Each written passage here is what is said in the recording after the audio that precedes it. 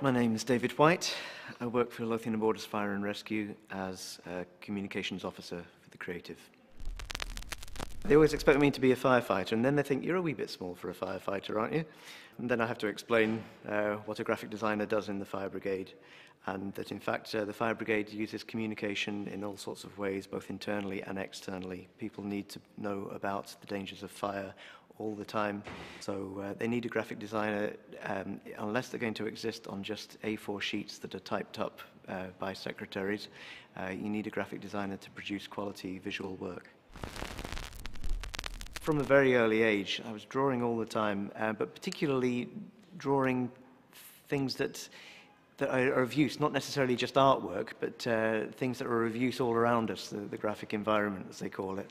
But instead, no, at school I was kind of steered in the wrong way. I was told that, oh, well, if you're good at technical drawing and draftsmanship, then maybe you ought to go into a sort of technical design. So I remember getting leaflets and brochures from people like British Aerospace and that kind of thing that the Careers Service had put me in touch with.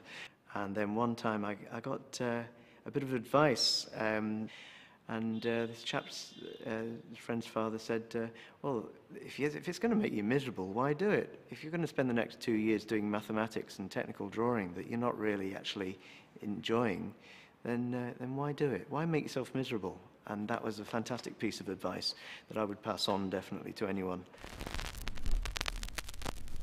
And it wasn't until literally at the end of my foundation course, I would have been coming up to 19 years old, that I realized that there were courses that I could take that involved graphic design.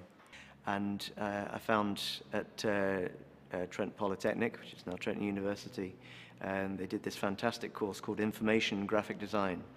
And I knew from going in straight into the building, straight off, I knew that's where I wanted to be for the next 3 years, doing a course in information graphics. And I really knew that I wanted to be part of graphic design, but it just took a long time to come.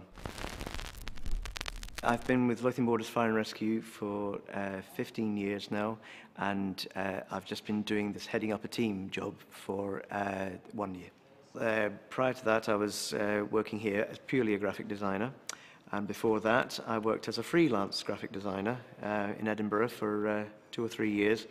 Difficulty with that was I don't have really any entrepreneurial spirit, really.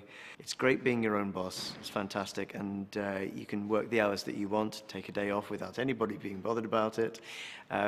But you have to do all your own bookkeeping, for instance, and you've got to maybe make sure that the jobs are coming in.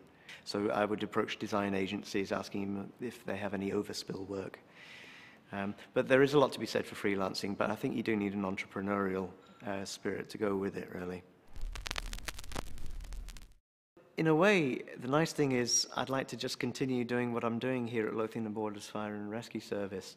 I've only been in my team leading job for a year, and I'd like to see the team grow, and I'd like to see changes to the department that will help us be more responsive. In the last year to 18 months, we've really worked hard to develop our web presence so that the right people are getting the right information about fire brigade, about fire safety from the experts. That's the fire brigade.